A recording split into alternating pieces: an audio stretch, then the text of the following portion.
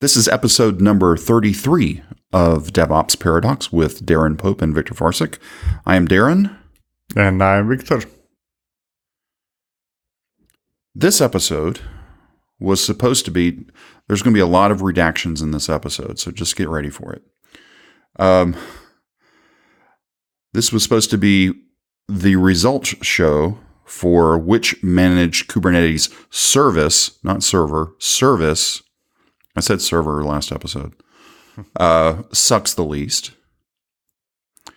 But how do we say this? We failed. We failed, yeah. Life got in the way. We were talking before we started recording. The American way of saying it would be, my eyes were bigger than my tummy. The Serbian way was... my eyes were hungry. My eyes were hungry or something, yeah. So we are working on it. It's we'll use the same thing that we used with the books. It's coming. It's not super far away. In complete disclosure, we had a couple of things already worked out good. Then DigitalOcean did some fairly major changes, which caused us needing to re-record. Then there was this little conference called reInvent that caused a few other things. Well, it was actually pre-reInvent because they announced managed worker nodes. And of course, it was just one of those things. So we wanted to make sure that we gave you the best and most reasonably current. And those were two big enough ones that I was like, okay, look, we got to pull the big red lever and reset and go from there. So that'll be coming soon. There's no definite of soon, but so I would say within a couple months at the latest. Yeah, it won't be a big deal. Yeah, I was about to say it should be done in a few weeks, but then I just remembered I'm always doing the same thing, being overly optimistic. So this is a problem, especially with us as developers. It's like, oh yeah, that should only take an hour, but we don't factor in the extra 3 weeks of testing we got to do around the hour's worth of work. So it's been an interesting experiment so far. We've learned a lot, I think. Not just about the different services available, but what it takes to put a course together versus a book. It's a different beast. Okay, so honestly, I thought that the video course would be easier because, you speak and you record and that's about it. And actually, now I believe it's harder than a book. Yeah, because I haven't been on the production side of it. I've been on the editing side for my wife. And, I knew what level of effort that is. That wasn't a big deal, but the actual front end of it was like, a little different. But it's been an interesting process. Hopefully you like it when it comes out. We'll let you know when it does. But it should be reasonably soon. Now, today we are sort of back on our back from all of our actually, Victor's back from his crazy schedules. I am still on the road. No big surprise there. We are actually recording this on Monday, December 9th. You're hearing this on Wednesday, December 11th. That's probably the tightest one we've cut in a very long time. But that's okay. That's what we do. So we had this life thing happen to where we didn't get the course done, and we apologize, but hey, it'll be better because it'll be more correct. But Victor was getting ready to do his workshop at our company's conference in Lisbon and quickly realized something. What was it that you realized? That nothing worked. Okay, so let's go a little bit further on that. So I had I realized that Knative, which is part of the workshop, changed quite a lot, and that I need to incorporate that, and then a few other failures, and so on and so forth. So I spent 72 hours with maybe a few hours sleep in total, rewriting the workshop and rewriting the book. So the book is now up to date 2.6 Jenkins X. And Knative works now, and there is no more static Jenkins in Jenkins X. Yeah, it's all there. Okay. So 72 hours, and that's sort of what this episode is going to revolve around just a little bit, is part of the rewriting process, and then let's talk Knative now that it's, I'm going to air quote, stable. Or do you consider it stable? No, I don't think it's stable. Not even close. No. I mean, is anything in Kubernetes stable? No, it isn't. Nothing in Kubernetes is stable. All right, so let's talk about... We want it not to be stable because you need to choose between being stable and improving something. And there must be, the older product is, then the less improvements it receives and more stable it is. But if you expect great new features every few months, then it cannot be 100% stable. It's impossible. Well, it's sort of like looking at the Jenkins X release schedule. It's 6 times a day. Yeah, 3 to 6 times a day, which is a lot slower than it used to be. Yep. Yeah, we're stabilizing from 12 a day to yeah, exactly. All right, so let's talk about your 72. All right, so let's dive in. It's still very early where I am. Dive into what at the point that you realized, oh crap, nothing works. So I exaggerate when I say nothing, yeah. But I'm doing my best to keep my books always up to date so that they work for most people. I can never satisfy everybody, but for most, I think that the major challenge is, I don't know how many listeners know, but Jenkins X has 2 flavors: static Jenkins X, serverless Jenkins X. Static Jenkins X has Jenkins running inside, and serverless has Tekton running inside, no Jenkins at all. And we're still discussing a lot what will be the future of static Jenkins in Jenkins X. But at the moment, it's not receiving as much attention as Tekton. So the bugs are piling up, and I kind of reached the point where I could not fight those bugs anymore and finding workarounds. So I had to remove Jenkins from Jenkins X, at least for the time being, pending further discussions and decisions what will be the future of Jenkins in Jenkins X. But for now, if you're using Jenkins X and if you're reading the book, you will find only Tekton there. Okay, so that's what happened. So it was a Pepsi fueled 72 hours. Yeah. Okay. Exactly. I mean Red Bull, to be more precise. Oh, you're Red Bull this time. Yeah, I'm a Red Bull. You had to step up. Okay. Yes. But right, I mean, so the real discussion is, so we all feel, when I say we all, people involved in Jenkins X, we all feel that Tekton is the future. There is very little doubt there. That's what we're pushing, that's where we're going and stuff like that. What is an interesting discussion to me is, and I would like, if this would be cool if there would be actually people connecting to this show, because I really would like to know what people think about Jenkins and Jenkins X. Do we need it? Do we not need it? Because, focusing on Tekton allows us to move very fast, but does not introduce any backwards compatibility with Jenkins without X. So it's speed versus some kind of transition or compatibility to what we had before. And it's a very hard question to answer, kind of like, do you want to go slower but be backwards compatible, or you want to go faster and just break away from what existed for the last 15 years? Yep. Now, stop right there. Let's take this concept.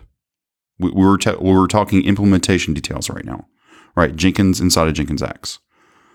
Let's step up a little bit higher. Mm-hmm. What do you do when a major technology shift causes you to have to make that decision? Right? Just in anywhere, right? Forget Jenkins X for the moment. When posed with, let's go back years. What happens when mainframe moved to client server? What happened when client server moved to web? I mean, how should we respond? So there are hard questions, but mainframe is a good example. When it moved, whatever came after mainframe, that was such a big change that actually we are still left with mainframe that cannot be anything else but mainframes. Right. And that's bad in a way, right? To me, even better example, and that I'm more familiar with, would be Python 2 and 3, right? Oh yeah. It took many years, and I'm not following Python anymore. I'm just going to guess that by now everybody's using Python 3. No, and they're not. Or not. I'm not following, but at least while I was following for many years, it was kind of Python 2. I'm not going to jump to Python 3 because, yeah, it's awesome and what's or not, but my applications do not work. And I understand why people made Python 3. They had to break away to do all those things. But then at the expense of alienating existing users. Right.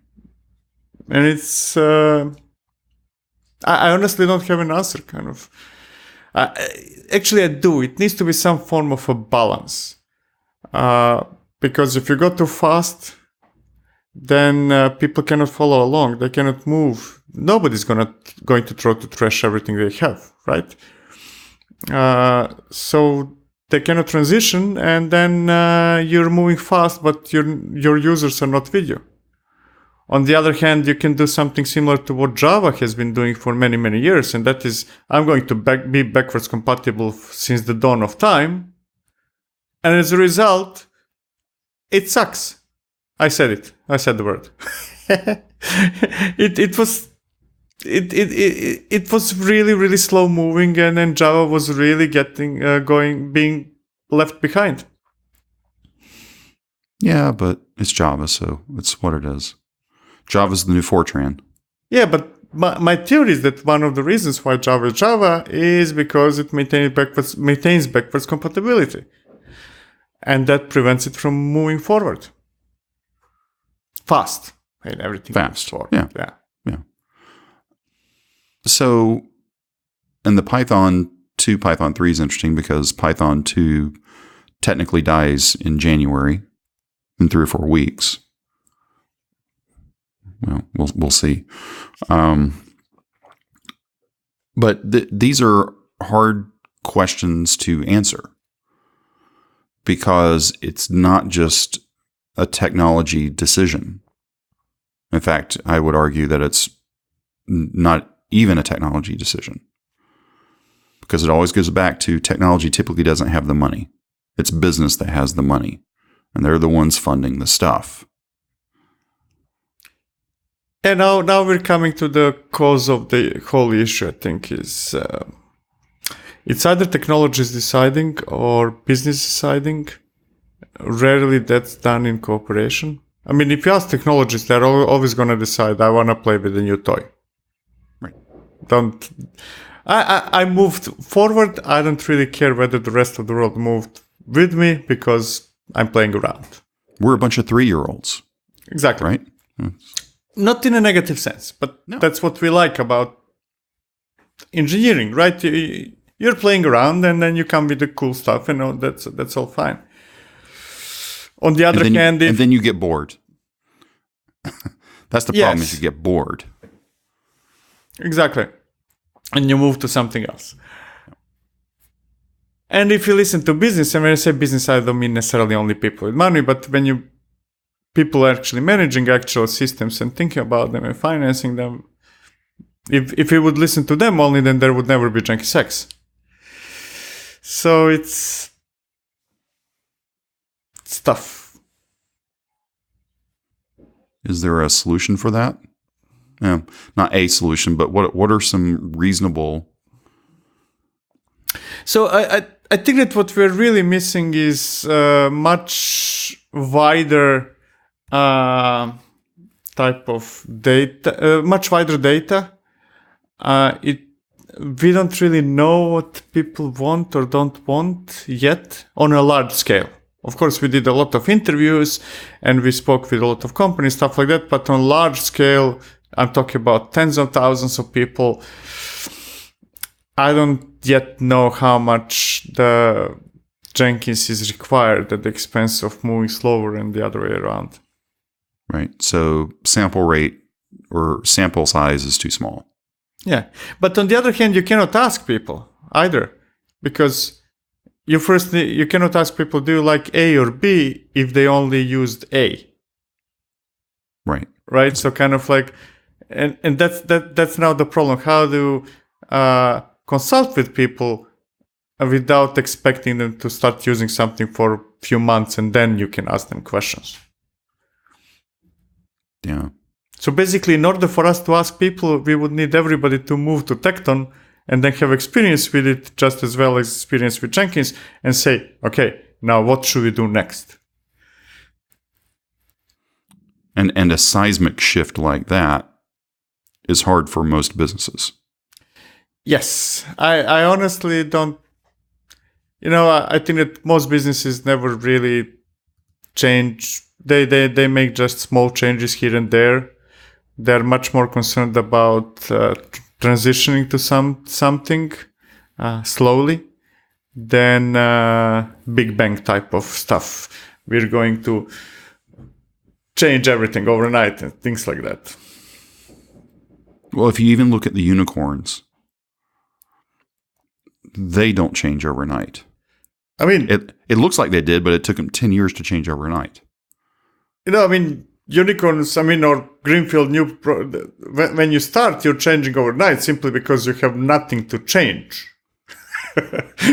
When there is nothing to change, then you change overnight. When there is little to change, then you change fast. And then after you end up being a 5-year-old company, then we're talking about different set of problems that need to be solved whenever you want to change the technology. And a good example is, if you look at Google, Netflix, and other amazing companies that we all love, Apple, for example, I'm just mentioning those few that I know, they have a lot of old tech. And sometimes I speak with them and kind of, why are you not in Kubernetes? Oh, man, I just invested. I had like 10 years or 5-6 years in Mesos of investment. I cannot do that overnight. I will do that one day, maybe. I don't know, maybe not. I know that Apple, for example, has legacy systems as much as you want, even though they're an extremely cool company. Yeah, because it gets the job done. Gets the job done, and simply nobody can rewrite everything every year. That would be the same thing as if I would tell you, okay, Darin, you just redecorate the whole apartment every year. You're not going to do that. It's the paint hardly dried from last time you renewed everything, and now you're going to do it again. It's not going to happen. Okay, but let's dig into that for just a second. I'm not going to do it every year because A, I probably don't have the budget for it. B, I might have the budget for it, but I like the color that I have. C, I don't know what C would be. There's lots of other variations of that for legitimate reasons why I don't need to go every year. Now, that's sort of like large upgrades or seismic shifts to something else. But should you keep those systems maintained? That isn't the repaint, that's the touch-up, right?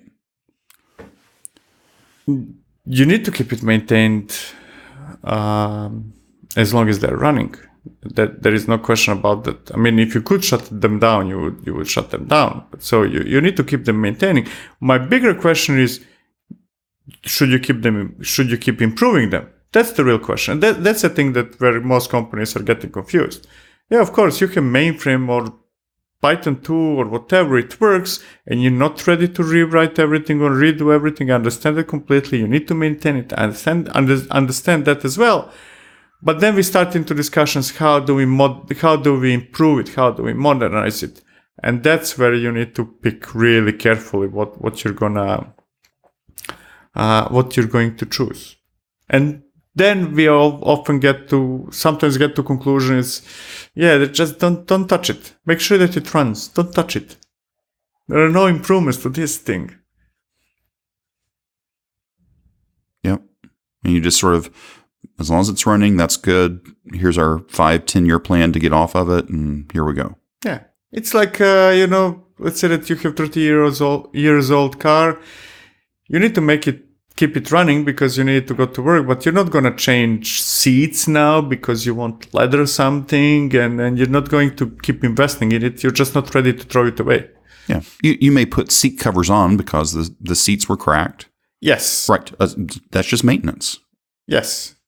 But that's mostly absolutely necessary maintenance more than anything else. You do that. You might pop the new stereo in so you can actually listen to MP3s or whatever the new thing is at this point. Yeah. So that's reasonable. It's not usually a big deal. The downside to maintenance, especially for older vehicles, is can you find somebody to work on them? Yeah. And and that's our problem now. When is the cost of maintenance higher than replacing it? Sooner or later, I'm sticking with cars now. Sooner or later, you're going to come to the conclusion, okay, no, now it's not worth it anymore. I need to change the whole motor. It's going to cost me half of a new car. That's it. Yep. Time for a new used car. Yeah. Go to the next thing. Yeah. See, people, the problems that we think that are unique to the software industry aren't. It's true in every area of life. So I heard this quote the other day. Maybe it was yesterday. My days are running together. You and I, Victor, run into people that think they're special. We tend to call them snowflakes, right? Because everybody thinks they're special. But here was the quote that I thought was actually true. Everybody is special, but they are not unique. And let me rephrase it. Everybody's situations are special, but the situations aren't unique. Exactly. And there are very, very few companies in our industry, or percentage-wise few, that are really unique. Those are Googles of the world. The rest of you're just doing the same thing as everybody else. Right. In your little special way. And mostly because you thought that you're going to be you change things you shouldn't change more often than not. Right. But now but you're still not unique. If you're a software or you have software in your company, you have source code that gets compiled into a package that's then deployed somewhere. We can argue the flavors. Is it an RPM? Is it a WAR file? Is it whatever? And it's running on a server, but at the end of the day, it's build and deploy. You cannot even say that you're uniquely bad, because if you're really bad, and statistically you likely are, actually majority of others are just as bad as you are. Yeah. So I thought that was an interesting quote. And of course, I mangled it, but your situation may be special, but your situation isn't unique. If you're working with a consultant or whatever that's worth their salt, they've seen it before. Maybe not you're special, but go for it. Okay. Wow. This went a lot longer. And we went off into weird things. So the which sucks the least managed Kubernetes service course is coming soon. If you have DevOps 2.6, you've cut it already for LeanPub? Did you? No, it's already LeanPub, Amazon. LeanPub and Amazon. I'm not sure about the rest. I don't. Oh, so you've already republished it to Amazon too? Yeah. Okay. Yes. Now, you don't. If you bought Dead Trees version, send me a PM. I'll send you updated ebook. Yeah, there you go. And the PM would be in the DevOps 20 Slack channel or Yeah. Yeah. Email, Twitter, carrier pigeons, anything. Dude, what would happen if you actually got a carrier pigeon? Dude, that would be so awesome. So cool. But anyway, if you want to contact us, you can get all of our contact information at devops.com/contact. Both Victor and my information is there. If you want to leave us a voice message, nobody else has left us a voice message since Giovanni. We need some more voice messages. Go out to Voxer, look up DevOps Paradox, free account there. Just leave us a voice message. Yes, there's easier ways to do it, but for right now, or if you want to just record an MP3 and send it to us, we can do that too. Or it doesn't have to be MP3. It can be any type of audio file. We have the power. I was watching a new Netflix series. The Toys That Made Us. It was very interesting. But anyway, that's another conversation. So again, it's funny. The pseudo working title has been which blank sucks the least. I think we sucked the most this week because we didn't get it done, but yeah, it's okay. But it's I cannot guarantee anything, but I think it's an interesting concept kind of like, give me 3 tools and let's see which one sucks the least. Yeah. It's brilliant.